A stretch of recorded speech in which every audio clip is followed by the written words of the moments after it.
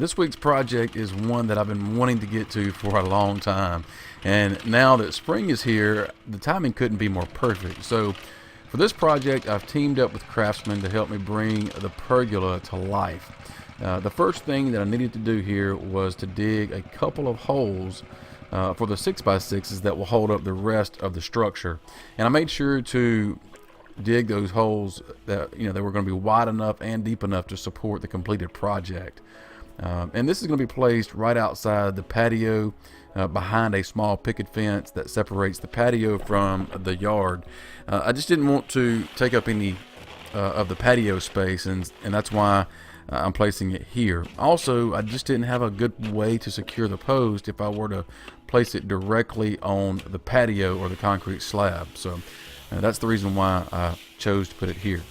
Now, after I leveled the post up and let the concrete cure, I could then start on the cross member and all of the support pieces. So as I mentioned, this project is supported by craftsmen, and I'm also using their new cordless 20-volt tools to build this pergola. It's just nice to carry the tools outside the shop and into the build location. That way I don't have to worry about cords or any of that mess. So it's really nice having these cordless tools just at an arm's reach.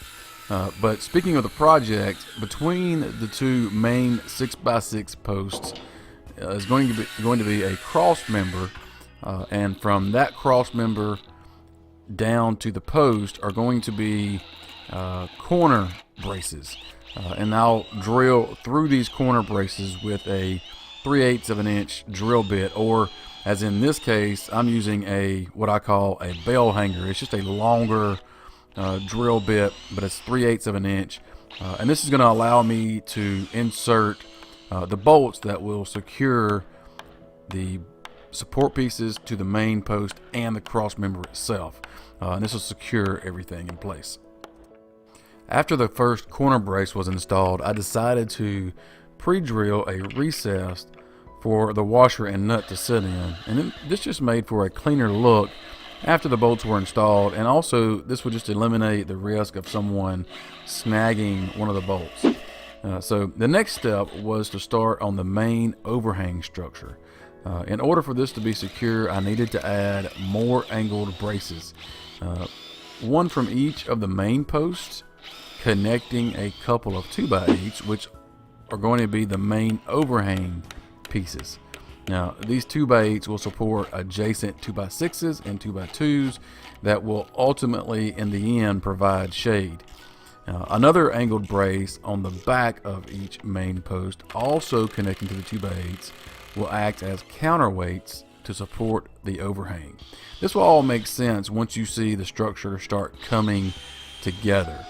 But getting these little corner braces and the bolts in the right location is really an important part of this build, because this is a two-legged pergola versus a four-legged pergola.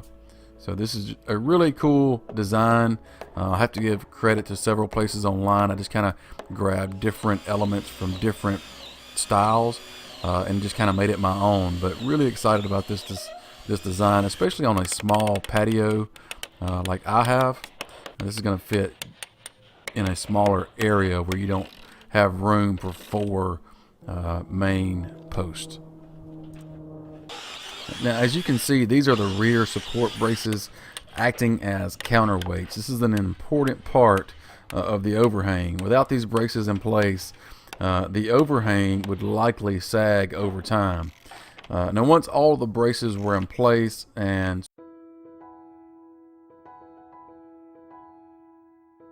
secured, I could go ahead and start on the 2x6s. Now, each one of these 2x6s would receive a decorative curve cut out on each end to add some visual interest. And the way I went about creating these curves was with a paint stick or a stirring stick. I measured and marked 1-inch increments and drilled a hole at each measurement, and then I secured the stick with a nail at the 0 measurement and used a pencil at any of the other marks, whatever your desired curve should be, to create a consistent curve I could then cut out.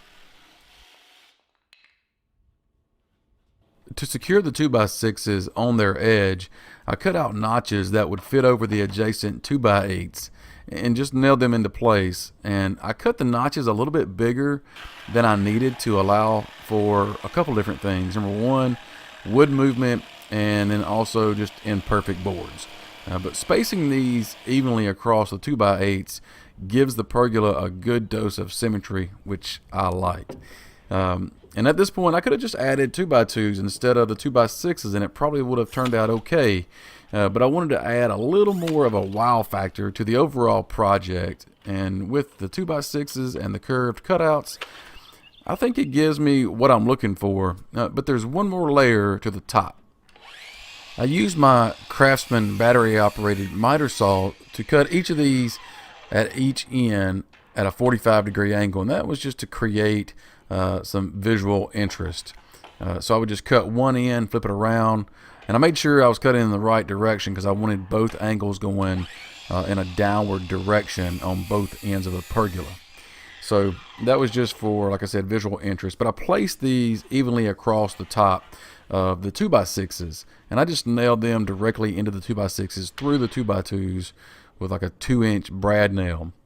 And that also gave the whole top, or all of the 2x6s that I've already put into place, this really just tied everything together and just really secured everything. The final steps here are to sand away the rough areas, stain it, and add a protective finish. And with that, you can pretty much call this pergola complete.